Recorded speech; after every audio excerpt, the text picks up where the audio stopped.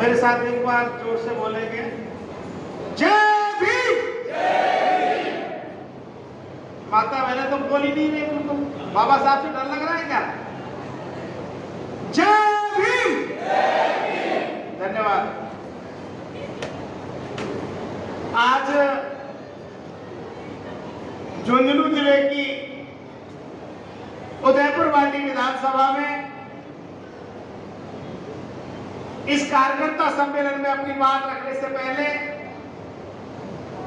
उन सभी संतों, गुरुओं और महापुरुषों के चरणों में श्रद्धा के सुमन अर्पित करता हूं, जिन्होंने अपना संपूर्ण जीवन इस देश के दबे कुचले, शोषित, पीड़ित गरीब लोगों को मान सम्मान दिलाने में लगा दिया।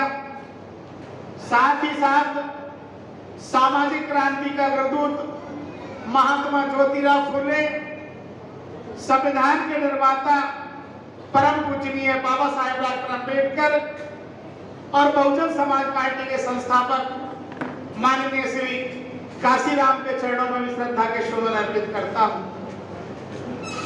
बहुजन समाज पार्टी की राष्ट्रीय अध्यक्षा हम सब की आन बान और शान की प्रतीक, चार बार उत्तर प्रदेश जैसे बड़े प्रदेश की मुख्यमंत्री रही आदरणीय बहन कुमारी मायावती जी की रीति और नीतियों को आगे बढ़ाते हुए आज मंच पर मेरे साथ विराजे हुए हमारे प्रदेश के प्रभारी सम्मानित प्रेम बारूपाल जी, इस प्रदेश के सचिव सम्मानित सज्जन लाल चूड़ी जी, इस जोन के हमारे प्रभारी सम्मानित काला साहब, इस जिले के हमारे जिलाध्यक्ष सम्मानित सुभाष चंद्र जी, हमारे प्रभारी सम्मानित तारा सिंह कालवा जी, सम्मानित मक्खन लाल सैनी जी, मंच पर विराजे हुए सम्मानित महेंद्र सिंह जी, सुभाष वर्मा जी विधानसभा अध्यक्ष,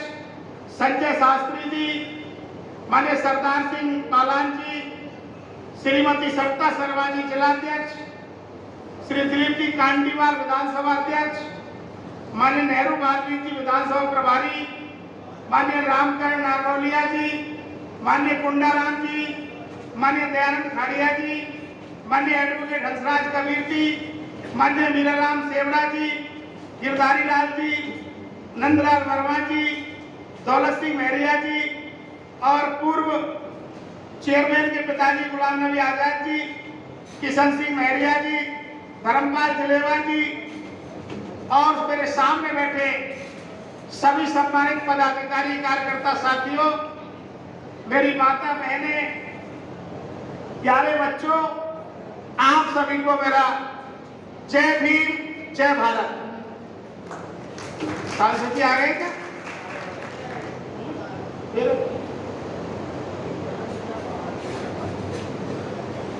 अरे भाई अंदर आ जाइए आप लोग, सब क्या बात है।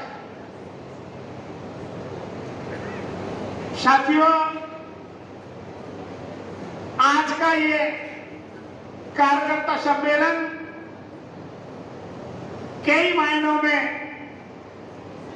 बहुत ही महत्वपूर्ण है साथियों, क्योंकि उदयपुर वाटी विधानसभा, जिस विधानसभा में यह कार्यकर्ता सम्मेलन रखा गया है, मैं धन्यवाद देना चाहता हूं मेरे सामने तमाम जिम्मेदार साथियों को, कार्यकर्ताओं को, पदाधिकारियों को और पार्टी के वोटरों को। इन्होंने एक बार नहीं, दो बार हाथी को जयपुर भेजने का काम किया है। धन्यवाद के पात्र हैं आप लोग। लेकिन साथियों, एक बात मैं आप लोगों से कहना चाहता हूं, आप लोगों ने आदरणीय बहन कुमारी मायावती जी को अपना नेता माना है और चुनाव में वोट देने का काम किया है। लेकिन विशेष रूप से एक अपील मैं आप लोगों से करना चाहता हूं साथियों, जिस तरीके से हमारे समाज ने इस देश और राजस्थान प्रदेश में सबसे ज्यादा अगर वोट देने का काम किया है तो कांग्रेस को किया है। बताओ सच्चाई है कि नहीं? तमाम बड़े बुजुर्ग बैठे हैं। हम लोगों ने जब से देश आजाद हुआ है और जब से 52-53 से चुनाव होना शुरू हुआ है, हमारे बुजुर्गों ने सबसे ज्यादा वोट अगर दिया है तो कांग्रेस को दिया है। हमारे बुजुर्गों ने हालात बना लिए कि कोई वोट मांगने आए तब भी कांग्रेस को दिया, और अगर नहीं आया तब भी कांग्रेस को दिया। सच्चाई है कि नहीं, बताइए। उसका एक बहुत बड़ा कारण रहा,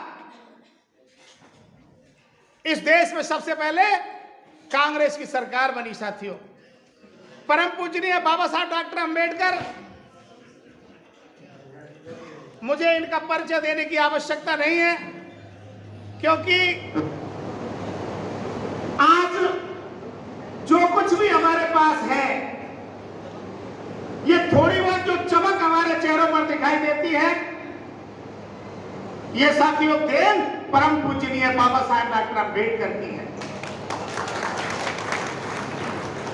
साथियों, आज तो बहुत ही स्वतंत्र माहौल है, हम लोग आजादी की सांस ले रहे हैं, लेकिन परम पूजनीय बाबा साहब डॉक्टर अंबेडकर जिस समय इस देश में पैदा हुए, बहुजन समाज के लिए उस समय का वातावरण कतई ठीक नहीं था। जिस समय बाबा साहब डॉक्टर अंबेडकर इस देश में पैदा हुए, उस समय हमारे बहुजन समाज को किसी भी मान सम्मान का हकदार हमारा बहुजन समाज नहीं था। किसी भी प्रकार के हक और अधिकार हम लोगों के पास नहीं थे। और तो छोड़िए, उस समय बहुजन समाज के लोगों को इस देश में पढ़ने लिखने का अधिकार भी नहीं था। लेकिन परम पूजनीय बाबा साहब डॉक्टर अंबेडकर के पिताजी क्योंकि फौज में नौकरी करते थे, उनकी इच्छा थी कि मेरा बच्चा भी पढ़े और पढ़कर के अच्छी से अच्छी नौकरी करे। परम पूजनीय बाबा साहब डॉक्टर अंबेडकर को उनके पिताजी जब स्कूल में दाखिला कराने लेकर गए, और जब स्कूल में पहुंचने के बाद प्रधानाध्यापक के सामने बच्चे का नाम लिखाना चाहा, तो प्रधानाध्यापक ने सबसे पहले जो सवाल किया, क्या नाम है, पिता का क्या नाम है, तब तक तो सब ठीक रहा। लेकिन जैसे ही प्रधानाध्यापक ने पूछा कि बच्चे की जाति क्या है, जैसे ही बाबा साहब के पिताजी ने बाबा साहब की जाति बताई, प्रधानाध्यापक ने स्कूल में नाम लिखने से मना कर दिया और कहा कि तुम छोटी जाति के हो और छोटी जाति के लोगों को इस देश में पढ़ने लिखने का अधिकार नहीं है। मैं धन्यवाद देना चाहता हूं अंग्रेजों को। लोग तो कहते हैं अंग्रेज बुरे थे, लेकिन मैं आज इस मंच के माध्यम से कहना चाहता हूं, अगर इस देश में अंग्रेजों का शासन नहीं होता तो परम पूजनीय बाबा साहब डॉक्टर अंबेडकर को पढ़ने का मौका नहीं मिलता। और अगर बाबा साहब डॉक्टर अंबेडकर को पढ़ने का मौका नहीं मिलता तो शायद हम लोगों के क्या हालात होते, ये मुझे कहने की आवश्यकता नहीं है। साथियों, आज हम गांव में जाते हैं, शहरों में जाते हैं, कस्बों में जाते हैं, हमारे कलेक्टर, एसपी, तहसीलदार, सीडीओ, वीडीओ, पटवारी, मास्टर दिखाई दे जाते हैं। हमारे जिम्मेदार साथी नहीं समझ रहे कि ये कार्यकर्ता सम्मेलन गुड़गांव में हो रहा है और यहाँ का जो विधायक है कितना बदमाश है ये नहीं जानते लोग। ये बार बार जिस तरीके से लाइट जा रही है, जानबूझकर लाइट काटने का काम किया जा रहा है। सच्चाई है कि नहीं, बताओ। लेकिन ये क्या है साथियों, आज आप नोट कर लो, मैं इस मंच के माध्यम से कह रहा हूं, ये 2023 में विधानसभा का मुंह नहीं देख पाएगा। तो साथियों, मैंने कहा कि जो हम गांव में जाते हैं, शहरों में जाते हैं, कस्बों में जाते हैं, हमारे लोगों ने 4 कमरे का 6 कमरे का मकान बना लिया है, घर में मार्बल और चिप्स लगा लिया है, 4 पहिए की गाड़ी अगर घर के आगे खड़ी है, 2 पहिए की गाड़ी अगर घर के खड़ी है, तो ये देश परम पूजनीय बाबा साहब डॉक्टर अम्बेडकर के रिजर्वेशन की। बताओ है कि नहीं, सच्चाई है कि नहीं? इस देश की जो अर्थव्यवस्था है उसमें कृषि और व्यापार का बहुत बड़ा योगदान है। कृषि में हमारे हालात क्या है? 2 बीघा, 4 बीघा, 6 बीघा, 8 बीघा, इससे ज्यादा है क्या? तमाम लोग मेरे सामने बैठे हैं, माता बहने भी बैठी है। बताइए आप में से कोई ऐसा व्यक्ति हो जो 100 बीघा जमीन का मालिक हो तो हाथ उठाए जरा। है कोई? अगर 50 बीघा जमीन का मालिक हो तो हाथ उठाए। नहीं होगा। हाँ, मैं बात अगर करूं 2 बीघा, 4 बीघा, 6 बीघा तो बहुत सारे हाथ उठ जाएंगे। हाथ उठाओ जरा। 2, 4, 6, 8 बीघा, 10। बिल्कुल।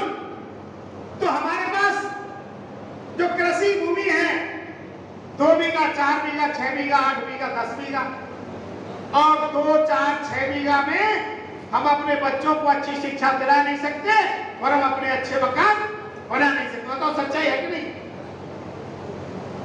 व्यापार की बात अगर मैं करूं, कोई भी ऐसी फैक्ट्री, कल कारखाना या उद्योग मुझे बता दीजिए जो 100-200 लोगों को रोजगार देता हो और उसका मालिक कोई हमारा आदमी हो, नहीं मिलेगा। ये सच्चाई है। तो हमारे पास जो कुछ भी है वो परम पूजनीय बाबा साहब डॉक्टर अम्बेडकर के संविधान की बदौलत है।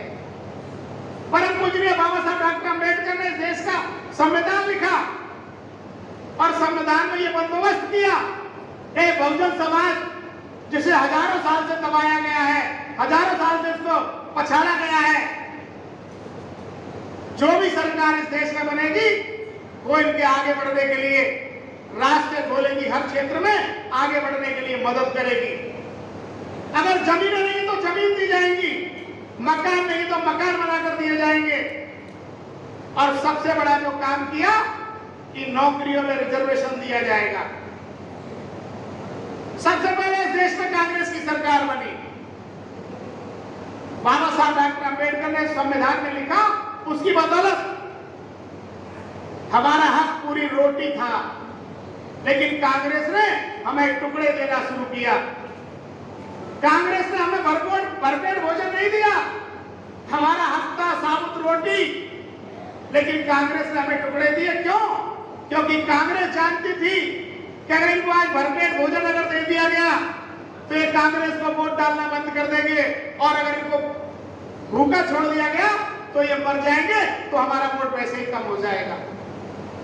अभी हमारे साथियों ने कहा ना, लगभग 3 बार के कांग्रेस के शासन में 2-2 लाख वैकेंसियां हमारी खाली पड़ी रही। कहते हैं कि योग्य अभ्यर्थी नहीं मिलते। आज कोई भी ऐसा गांव, कोई भी ऐसा कस्बा, कोई भी शहर मुझे बता दीजिए जहां हमारा बच्चा MA, BA, BTech डिग्री लेके नहीं बैठा हो। है क्या कोई? कोई BSc है, कोई MSc है, कोई B है, कोई BEd है। तमाम हमारे नौजवान, तमाम हमारी बच्चियां डिग्रियां लेके घूम रही हैं, लेकिन नौकरियां नहीं मिल रही हैं। साथियों, मैंने कहा ना, हमारे लोगों की ये सोच थी कि हमें जो कुछ भी दिया है वो कांग्रेस ने दिया है। क्योंकि हम लोग भी शुरुआती दौर में जब 1995 के आसपास गांव में जाते थे, गांव में जब बुजुर्ग चारपाई में बैठे होते थे, हम अपने बुजुर्गों से कहते थे कि ताऊ जी, काका जी, BSP को वोट दीजिए, बहन कुमारी मायावती जी हमारे नेता हैं, मानवर काशीराम जी हमारे समाज के हैं, बहन जी हमारे समाज की हैं। तो बताएं उन बुजुर्गों का क्या जवाब होता था कि देख भैया, हमें तो जो कुछ दिया वो कांग्रेस ने दिया है। आज हम जो चारपाई में बैठे हैं वो भी कांग्रेस की देन है, क्योंकि उनको पता नहीं था कि हमें जो कुछ भी मिला है वो बाबा साहब डॉक्टर अम्बेडकर के संविधान की बदौलत मिला है। साथियों, अभी मेरे प्रभारी जी ने कहा, समय समय पर आरक्षण को खत्म करने का प्रयास किया जाता रहा है। पढ़े लिखे नौजवान जानते हैं परम पूजनीय बाबा साहब डॉक्टर अम्बेडकर ने हमें नौकरियों में रिजर्वेशन दिया। बाबा साहब को शंका थी कि मैं नौकरी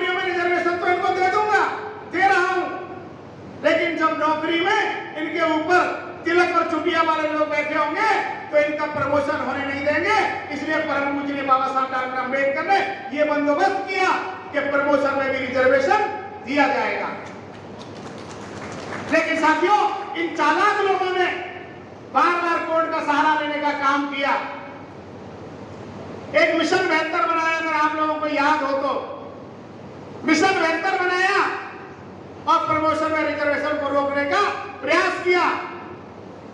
याद करिए साथियों, आप लोग, आदरणीय बहन कुमारी मायावती जी जब राज्यसभा में थी, आदरणीय बहन कुमारी मायावती जी ने प्रमोशन में आरक्षण के बिल को राज्यसभा में पास कराने का काम आदरणीय बहन कुमारी मायावती जी ने किया। साथियों, आज वो बिल लोकसभा में अटका हुआ है। आज भी बिल जो है लोकसभा में है, क्योंकि हमारे पास सांसद नहीं है और कांग्रेस और बीजेपी दोनों एक ही सिक्के के पहलू हैं। चोर चोर मौसेरे भाई। मैं मानता हूं कि भारतीय जनता पार्टी तो हमारी दुश्मन है ही, क्योंकि भारतीय जनता पार्टी के बारे में तो पहले ही कहा जाता है ये पूंजीपतियों की पार्टी है, उद्योगपतियों की पार्टी है, पैसे वालों की पार्टी है, ये दलित विरोधी है। लेकिन साथियों, कांग्रेस भी कम नहीं है। हमारा सबसे ज्यादा अगर नुकसान किसी ने किया है तो इसी कांग्रेस ने किया है, क्योंकि हमने सबसे ज्यादा वोट अगर किसी को दिया है तो कांग्रेस को दिया है। सच्चाई है कि नहीं? अरे पहले तो हालात ये थे, 1984 में मान्यवर साहब काशीराम ने बहुजन समाज पार्टी बनाई, और जब बहुजन समाज पार्टी ने 2 बार यूपी में सरकार बना ली, 95 और 97 में।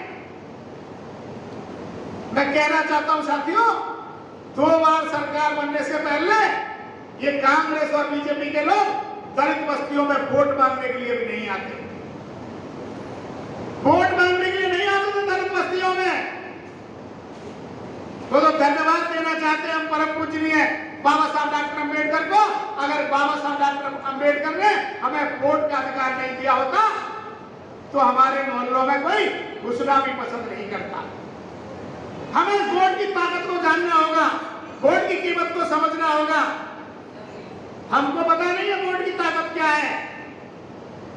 वोट की ताकत उन लोगों को पता है जो हर 5 साल में बड़ी बड़ी गाड़ियां लेकर, लंबे लंबे सफेद कुर्ते पजामे पहनकर, जो एसी बंगलों से कभी बाहर नहीं निकलते, एसी गाड़ियों से नीचे नहीं उतरते, ऐसे लोग भी हमारे मोहल्ले में, हमारे गांव में आते हैं। और ऐसा हमारा बुजुर्ग, ऐसी हमारी बुजुर्ग माता जो महीनों से नहाई नहीं है, उसके पैरों में भी सर रखते थे कि मां मुझे आशीर्वाद दे दे जिससे मैं चुनाव में जीत जाऊं। अगर ये वोट का अधिकार आप लोगों के पास नहीं होता तो आपके मोहल्ले में भी कोई घुसना पसंद नहीं करता। बताओ सच्चाई है कि नहीं? ये वोट की बदौलत आप लोगों के बीच में आ रहे हैं। और आज हालात ये है, जब इनको ये एहसास हो गया कि ये वोट बहुजन समाज पार्टी को जा सकता है, बहन कुमारी मायावती जी को जा सकता है, तो आज जो भी पार्टी, चाहे वो कांग्रेस है या बीजेपी है, चाहे कोई भी पार्टी है, जब भी अपनी चुनाव की शुरुआत करती है, सबसे पहले मेघवाल समाज के मोहल्लों पर गांव को चुना जाता है कि चलो उनके गांव में चलो पहले वोट मांगने के लिए, नहीं तो ये लोग मायावती के साथ चले जाएंगे। बताओ सच्चाई है कि नहीं? हमारा मान सम्मान अगर कहीं है तो बहुजन समाज पार्टी में है। साथियों, उदयपुर पार्टी के लोगों ने तो वोट की कीमत को समझा है,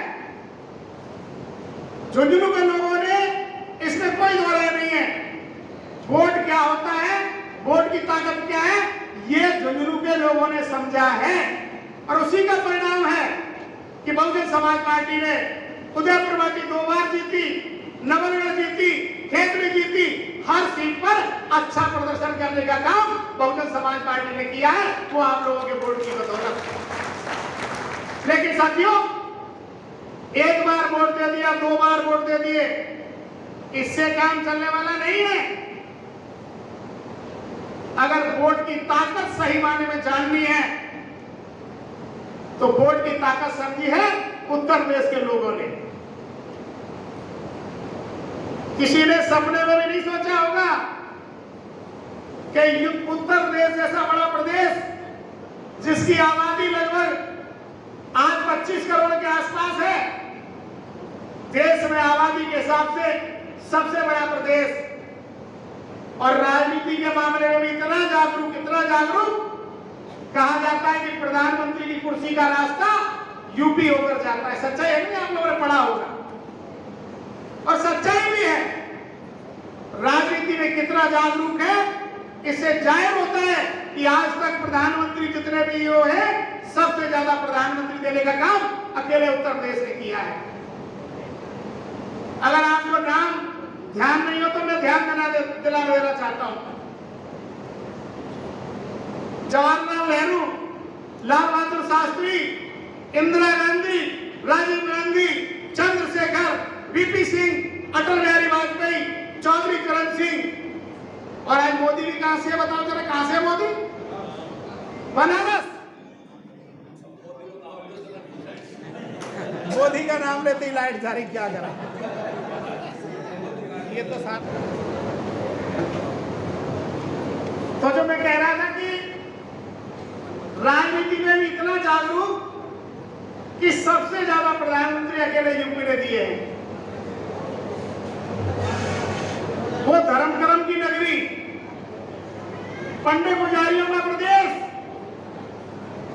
गंगा जमुना सरस्वती, सोरा मथुरा काशी अयोध्या, बाबरी मस्जिद ऋषिकेश बनारस सब कहां पे है? यूपी में है ना। हम लोगों की मोक्ष स्थली। हमारे जब बुजुर्ग शांत हो जाते हैं तो उनकी अस्थियां लेकर कहां जाते हैं बताइए आप लोग जरा? जाते हैं कि नहीं जाते? जाते हैं ना। तो उस मोक्ष स्थली में एक दलित समाज की बेटी 4 बार मुख्यमंत्री बन जाएगी, ये किसी ने सपने में भी नहीं सोचा। लेकिन वहां के बहुजन समाज ने वोट देना शुरू किया, और जब वोट देना शुरू किया, पहली बार हमारे 13 विधायक चुनाव जीत कर आए। 13 विधायक चुनाव जीत कर आए। दूसरी बार चुनाव हुआ, हमारे 19 विधायक चुनाव जीत कर आए। और जब तीसरी बार उत्तर प्रदेश में चुनाव हुआ, हमारे 69 विधायक चुनाव जीत कर आए। किसी भी पार्टी को बहुमत नहीं मिला, और फिर आदरणीय बहन कुमारी मायावती जी को 3 जून 1995 में उत्तर प्रदेश का मुख्यमंत्री बनने का मौका मिला। और जब 1995 में आदरणीय बहन कुमारी मायावती वहां की मुख्यमंत्री बनी, तो वहां दलित समाज की किस्मत के दरवाजे खुल गए। अभी हमारे साथी कह रहे थे ना, यह हमारे साथ जुर्म ज्यादती होती है, अन्य अत्याचार होता है, हमारी बहन बेटियों के साथ बलात्कार होता है, और तो और देश की आजादी के 75 साल बाद भी हम अपने पढ़े लिखे बेटे को घोड़ी पे बिठा के उसकी बारात नहीं निकाल सकते। आज भी राजस्थान में सैकड़ों गांव ऐसे हैं जहां हमारी बारात रोकी जाती है। बताओ सच्चाई है कि नहीं? कौन जिम्मेदार है इसके लिए? जिम्मेदार वो लोग हैं जिनको वोट दे करके हमने एमएलए बनाया, एमपी बनाया, जिन लोगों की सरकार हमने बनाई, वही लोग जिम्मेदार हैं। और सबसे ज्यादा जिम्मेदार इस प्रदेश में अगर कोई है तो कांग्रेस है। देख लीजिए पिछले 4.5 साल का शासनकाल। अभी हमारे साथियों ने नाम गिनाए। जालौर में, पाली में, अलवर में, हनुमानगढ़ में, तमाम जगह हमारे युवाओं की हत्या हुई, तमाम जगह हमारी बहन बेटियों के साथ बलात्कार हुए। क्यों हुए? क्योंकि मैं मानता हूं कि सामाजिक व्यवस्था है, लेकिन साथियों सरकार का रवैया अगर ठीक नहीं है, कानून व्यवस्था की स्थिति ठीक नहीं है, और दोषियों के खिलाफ समय पर कार्रवाई नहीं होती, तो ऐसी वारदातों को बढ़ावा मिलता है। ऐसे घटनाएं उत्तर प्रदेश में भी होती थी, उत्तर प्रदेश में भी अन्य अत्याचार होता था। लेकिन आदरणीय बहन कुमारी मायावती जी जब यूपी में मुख्यमंत्री बनी, बहन कुमारी मायावती जी ने पुलिस अधिकारियों को बुलाया और अधिकारियों से कहा कि मेरे समाज पर बहुत ज्यादा जुर्म ज्यादती होती है। उसकी रिपोर्ट भी थाने में नहीं लिखी जाती, और रिपोर्ट लिख भी जाती है तो वर्तमान एमएलए एमपी का फोन आ जाता है कि ये मेरा आदमी है, कार्रवाई मत करना। बहन कुमारी मायावती जी ने हर थाने में एक एससी का, माइनॉरिटी का अधिकारी बिठाने का काम किया कि अगर जुर्म ज्यादती होती है, अन्य अत्याचार होता है तो तुरंत रिपोर्ट दर्ज करो और कार्रवाई करो। 1,45,000 गुंडों को जेल भेजने का काम आदरणीय बहन कुमारी मायावती जी ने किया। और जोड़िए साथियों, हमें शिकायतें मिलती है कि हमारी जमीनों पर कब्जा किया जाता है। सच्चाई भी है। अगर डांगावास की घटना आप लोगों को याद हो, डांगावास में 6 मेघवाल समाज के युवाओं को केवल इसलिए कुचल कर मार दिया गया कि उन्होंने अपनी जमीन पर कब्जा लेना चाहा। यह सच्चाई है साथियों। राजस्थान में आज भी हजारों एकड़ जमीन ऐसी है जिनके पट्टे हमारे बुजुर्गों के नाम है और खेती कोई दूसरा कर रहा है, जोत वो कोई दूसरा रहा है। सच्चाई है कि नहीं बताओ? तमाम जगह। आदरणीय बहन कुमारी मायावती जी जब मुख्यमंत्री बनी तो बहन जी ने सारे अधिकारियों को बुलाया और उनको कहा कि मेरे समाज को बहुत सताया गया है, बहुत दबाया गया है। याद रख लो, 3 महीने का समय तुम्हें दे रही हूं।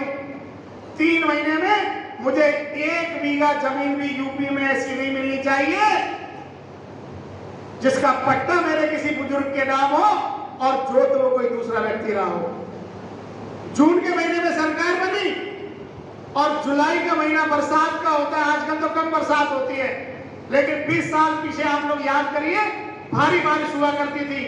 जुलाई का महीना होता था और कलेक्टर, एसपी, तहसीलदार, सीडीओ, बीडीओ पैंट ऊंचा करके खेत की मेड़ पर घूम रहे थे और हमारे बुजुर्गों से पूछ रहे थे, बताओ बाबा, बताओ काका जी, अगर जमीन का कहीं कब्जा हो तो बता दीजिए, किसी ने कब्जा कर रखा हो तो कागज दिखा दीजिए। अगर कागज भी नहीं है तो नाम और नंबर बता दीजिए, हम खसरा खतौनी में देख के आपको कब्जा दिला देंगे। 70,000 एकड़ जमीन पर कब्जा दिलाने का काम आदरणीय बहन कुमारी मायावती जी ने किया। साथियों, जो सरकारी जमीनें थी, चाहे वो चारागाह की थी या जो खाली पड़ी हुई थी, हमारे लोगों को मजबूत करने के लिए समाज के हर गरीब व्यक्ति को 3-3, 4-4 बीघा जमीन के पट्टे काटकर आदरणीय बहन कुमारी मायावती ने उनको देकर उनको मालिकाना हक दिया। सरकार क्या होती है, ये आदरणीय बहन कुमारी मायावती जी ने उत्तर प्रदेश में एहसास कराया। साथियों, इसलिए साथियों, मैं एक अपील आप लोगों से करना चाहता हूं, निवेदन करना चाहता हूं। मैं मानता हूं कि 2 बार हमारे 6 विधायक जीत कर गए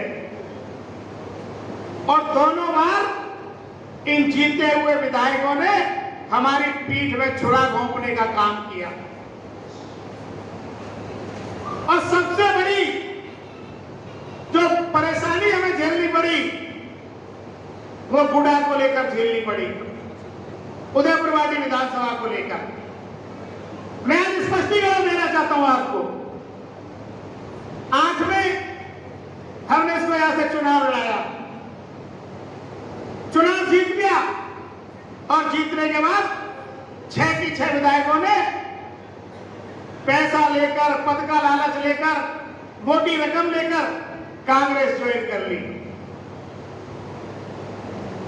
लेकिन साथियों, यह 1 साल पहले, चुनाव से 1 साल पहले 2013 में हमारे ऑफिस में आया और हमारे ही कुछ लेकर आए, लोग लेकर आए।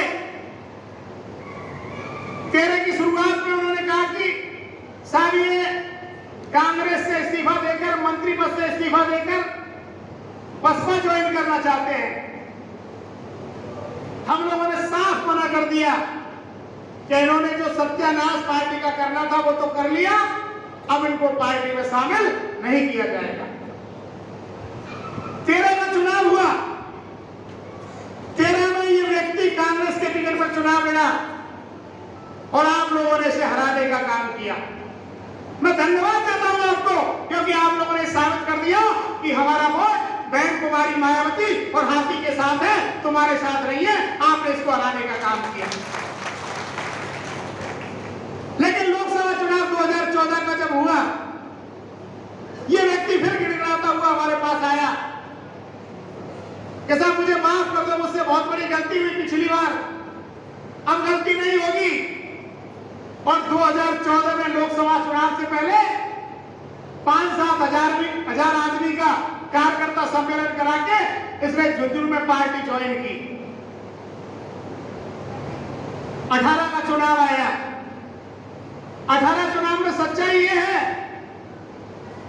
उस समय हमारे पास कोई ढंग का उम्मीदवार नहीं था। चुनाव में कोई आदमी टिकट मांगने नहीं आया। गुड़ा में अच्छा उम्मीदवार हमारे पास नहीं था उस समय।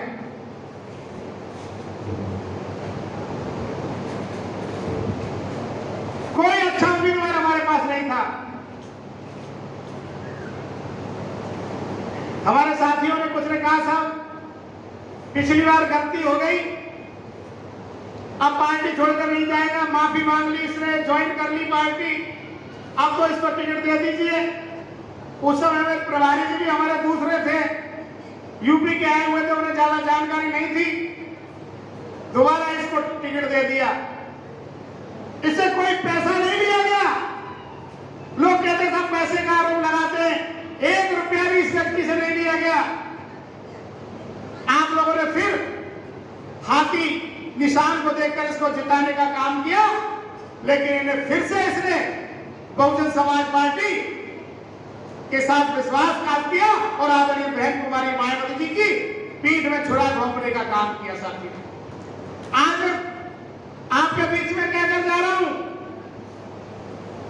ये चाहे 100 करोड़ रुपए लेकर आ जाए, कितनी भी बड़ी सिफारिश लेके आ जाए, किसी भी कीमत में अब की बार इसको टिकट नहीं दिया जाएगा। लेकिन आप लोगों से भी एक अपील करना चाहता हूं, आप लोगों से मेरा एक निवेदन है, मौका है अब की बार बहुजन समाज पार्टी राजस्थान में सरकार बनाने के लिए चुनाव लड़ रही है। क्योंकि हमने देखा है 6-6 हमारे जीत कर आए और वो भाग गए। साथियों 2008 में हालात अगर आपको याद हो, 2008 में ही हम राजस्थान में सरकार बनाने से चूक गए। उस समय हमारे 6 विधायक जीत कर आए,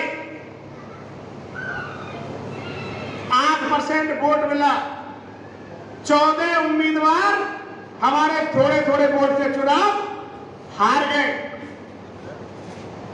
धौलपुर में बाबू सिंह कुशवाहा 850 वोट से चुनाव हार गए। करौली का नाम आप लोगों ने सुना होगा, करौली में हम दर्शन सिंह गुर्जर को चुनाव लड़ाया, 650 वोट से चुनाव हार गया। भरतपुर के नदवाई में हमने यशवंत रामू को चुनाव लड़ाया, यशवंत रामू भी उस समय 2100 वोट से चुनाव हार गया। आपके पड़ोसी जिले राजगढ़ में हमने जो है मनोज नागली के भाई वीरेंद्र नागली को चुनाव लड़ाया, थोड़े से वोट से चुनाव हारा। इस प्रकार से 14 सीटें हम थोड़े थोड़े वोट से चुनाव हार गए।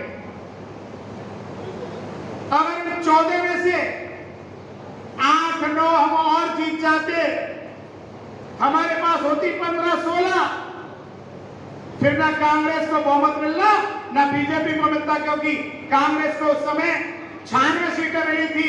अगर 7-8 कम हो जाती तो कांग्रेस 85-86 पे आ जाती और बीजेपी को उस समय 80 सीटें मिली थी, फिर किसी की भी सरकार नहीं बनती। और फिर उत्तर प्रदेश में जिस तरीके से 425 में से मात्र 69 सीटों पर बहन कुमारी मायावती जी को मुख्यमंत्री बनने का मौका मिल गया था, फिर राजस्थान में भी उसी प्रकार से मुख्यमंत्री की कुर्सी पर बहुजन समाज पार्टी का विधायक बैठता, लेकिन थोड़ी कसर रह गई। कोई बात नहीं, 2018 में भी हमारे 6 विधायक चुनाव जीत कर आए। इस समय भी किसी को स्पष्ट बहुमत नहीं मिला, कांग्रेस ने 99 सीटें जीती, बीजेपी ने 73। सब एक बात मैं आपको कहना चाहता हूं, कांग्रेस हर बार हमारे विधायकों को क्यों खरीदती है, जबकि अशोक गहलोत की सरकार पहले 2008 में बन चुकी थी और अभी 18 में बन चुकी, लेकिन बार बार हमारे विधायकों को खरीदने का काम क्यों किया? उसके पीछे एक बहुत बड़ा कारण है, क्योंकि कांग्रेस और बीजेपी से जो विधायक जीत कर जाते हैं, चाहे भले वो एससी के क्यों ना हो, ओबीसी के क्यों ना हो, माइनॉरिटी के क्यों ना हो, वो कभी भी अपने समाज के हित में नहीं बोलते। देखा होगा आपने, अभी 4.5 साल में जितना जुल्म जाति अन्य अत्याचार हुआ है, हमारे विधानसभा में 35 एमएलए, कितने? 35। एक भी हमारे पक्ष में कभी बोला हो तो मुझे बता दीजिए। लेकिन 2013 में हमारे 3 विधायक थे, राजगढ़ सादुलपुर से मनोज न्यागली, खेतरी से पूरन सिंह सैनी और धौलपुर से बाबू सिंह कुशवाहा, पीएल कुशवाहा।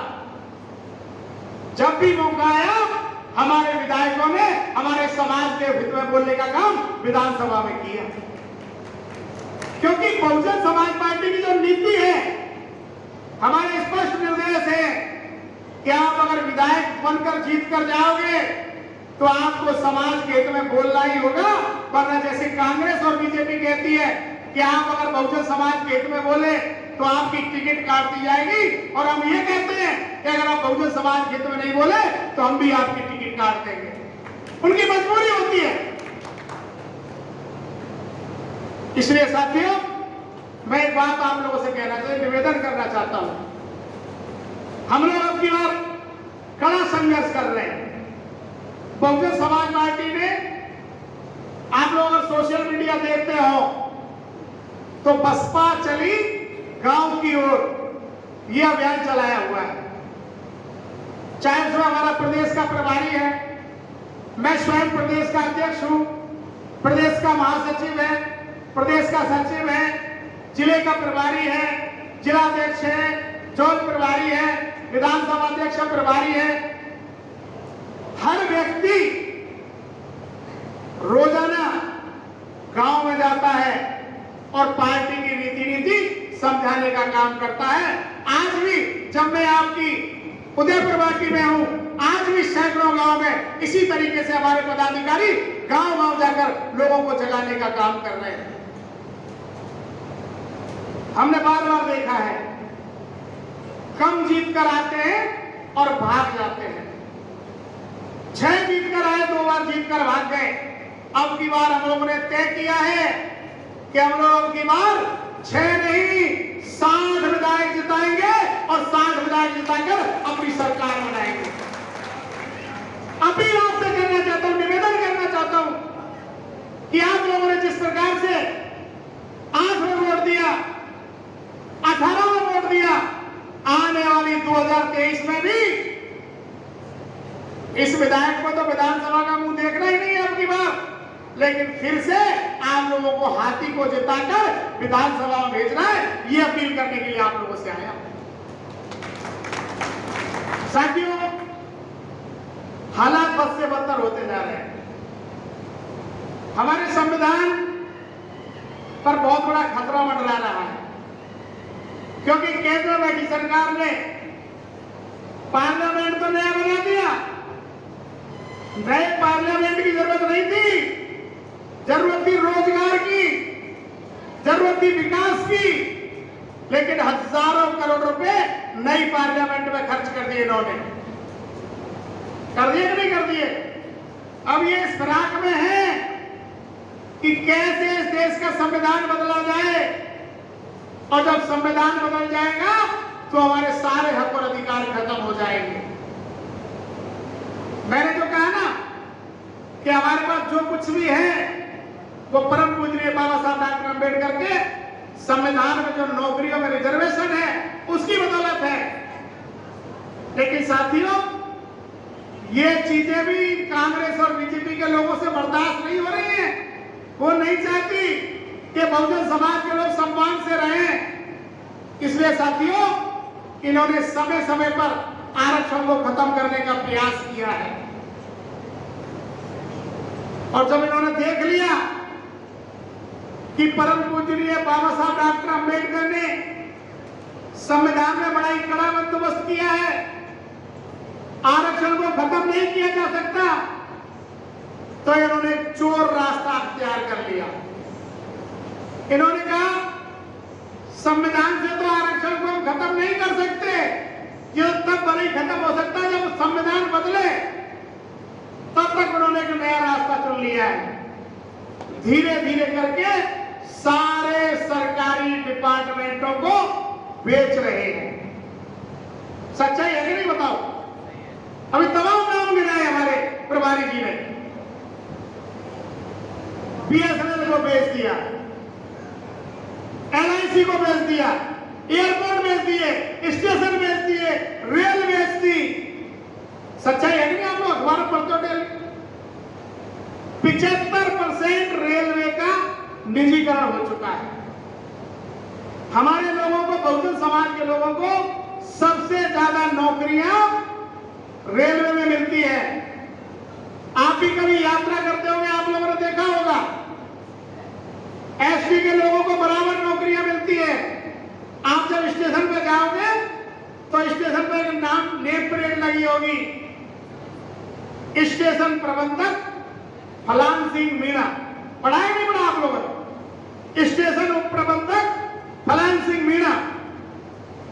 मैंने एक दिन कहा, मीणा समाज के हजारों लोगों के सम्मेलन में कहा कि आज जो स्टेशन पे बैंकों में आपकी नेम प्लेट लगी मिल जाती है ना, अगर आप लोग अभी भी नहीं जागे तो ढूंढते रह जाओगे, नेम प्लेट देखने को नहीं मिलेगी।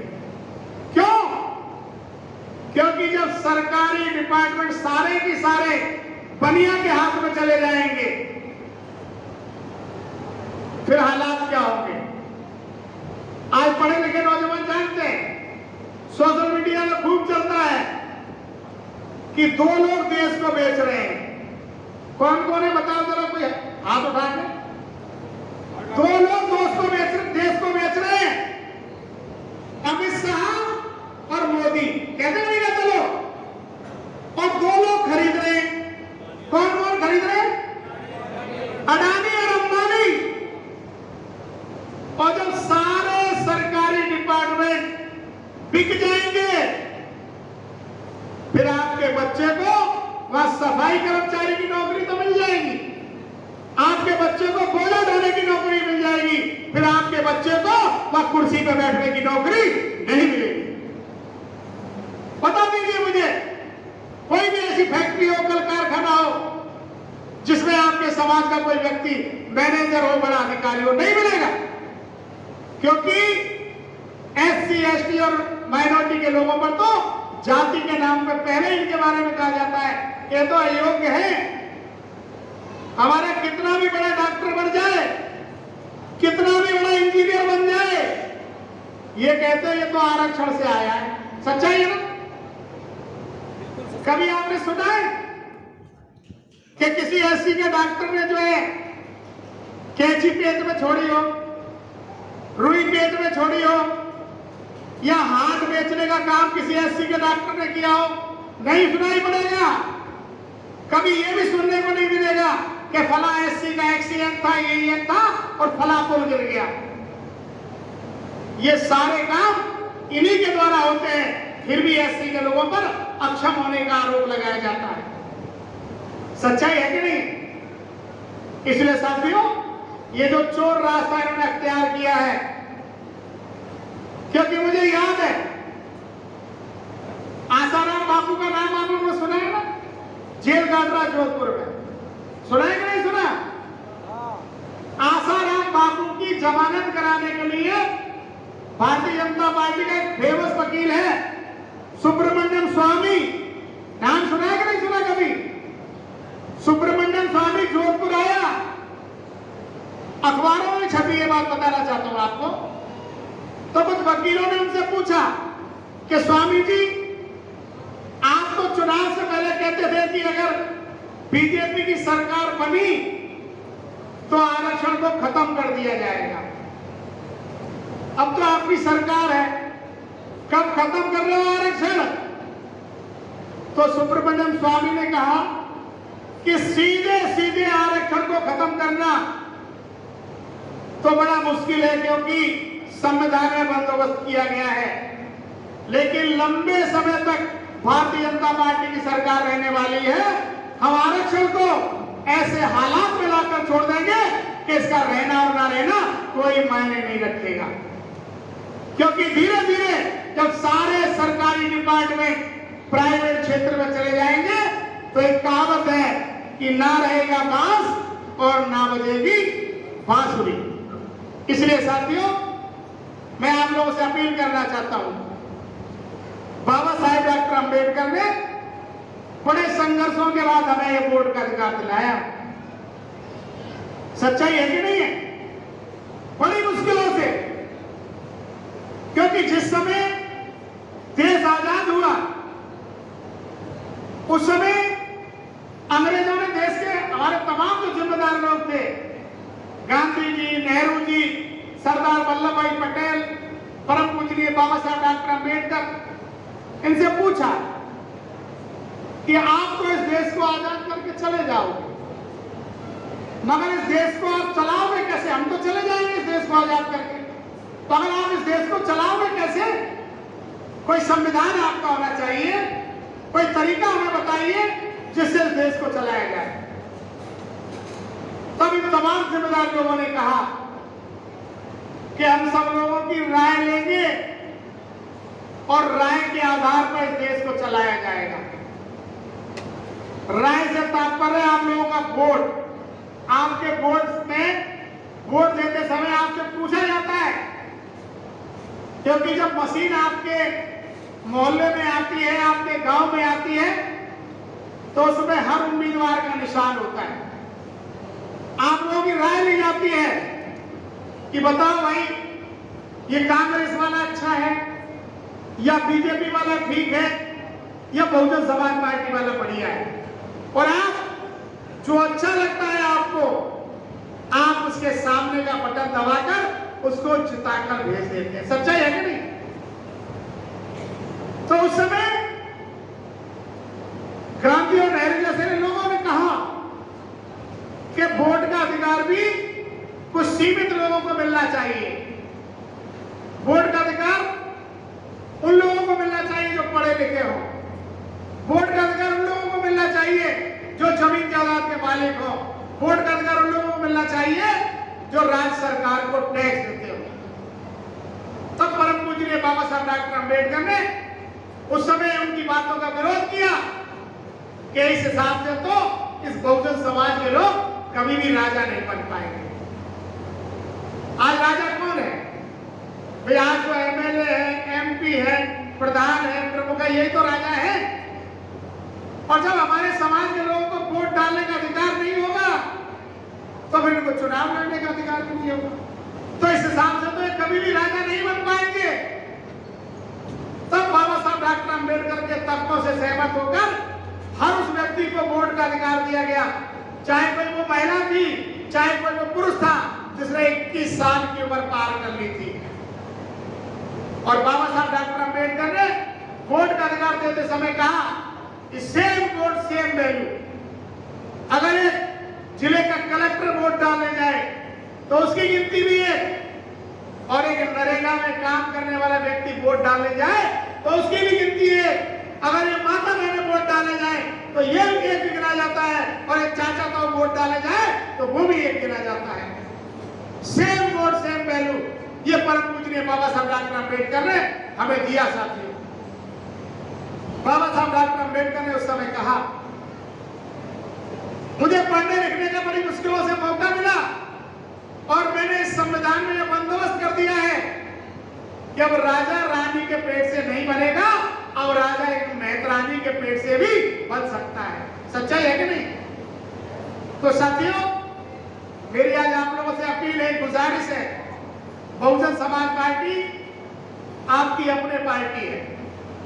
हम लोगों के लिए बड़े फख्र की बात है कि कांग्रेस और बीजेपी के बाद इस देश में तीसरे नंबर की कोई पार्टी है जिसकी नेता हमारे समाज की बहन बेटी मायावती जी है, वो बहुजन समाज पार्टी है। बताओ है कि नहीं? गर्व की बात है हम लोगों के लिए। राष्ट्रीय पार्टी होना कोई हर किसी के बस की बात नहीं है। राष्ट्रीय पार्टी वही होती है जिसको पूरे देश में वोट मिलता है, और हमारा वोट हर विधानसभा में है, हर जिले में है, हर कस्बे में है, हर शहर में है, हर स्टेट में है, पूरे देश में हमारा वोट है।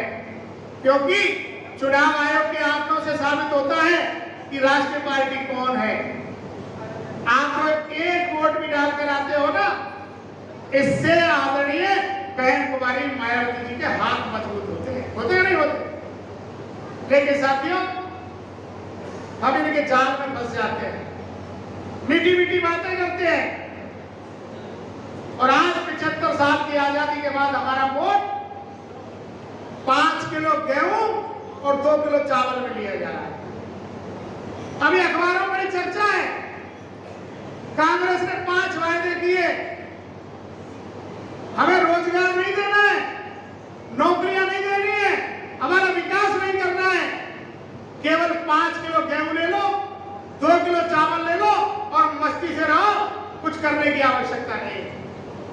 ये हालात बना दिए, ममता भिखारी हमको बना दिया है, और नौकरी के नाम पर हमें नरेगा थमा दिया है। आपने देखा होगा, मैंने भी देखा है, हमारी 60-60 साल की माताएं, हमारे 60-60 साल के बुजुर्ग हाथ में फावड़ा लेकर और सर पे तगाड़ी रख के नरेगा में मजदूरी करने जाते हैं। सच्चाई है कि नहीं? बुजुर्गों की इच्छा होती है कि वो चौकी में बैठ के हुक्का बुड़ रहे हैं, अपने नाती पोतों को खिलाएं, लेकिन नरेगा जैसे काम दे करके 100-100 रुपए में हमारे हालात करने का काम, खराब करने का काम किया है। नौकरियां खाली पड़ी है, नौकरियां नहीं दे रहे, फ्री की चीजें दे करके हमें मूर्ख बनाने का काम किया जा रहा है। इसलिए साथियों, मेरी आप लोगों से अपील है, गुजारिश है, आने वाले समय में आपको आदरणीय बहन कुमारी मायावती जी के हाथ मजबूत करने हैं। बहुजन समाज पार्टी की सरकार राजस्थान में आपको बनानी है। इतना ही सब कहते, क्योंकि थोड़ी देर में आदरणीय सांसद जी हमारे बीच में पहुंचने वाले हैं। आप लोगों का बहुत बहुत धन्यवाद। मुझे उम्मीद है कि जो लंबे समय से आप लोग यहाँ बैठे हुए हैं, क्योंकि आदरणीय सांसद जी को माननीय बहन जी ने सुबह बुला लिया था, घंटे 2 घंटे बात करने के बाद वो वहां से रवाना हुए और थोड़ी बहुत देर में हम लोगों के बीच में पहुंचने वाले हैं। आप लोग लंबे समय से यहाँ बैठे हुए हैं, हमारी बात आप लोगों ने सुनी है, इसके लिए आपका बहुत बहुत धन्यवाद। जय भीम, जय भारत, जय मान्यवर काशीराज जी।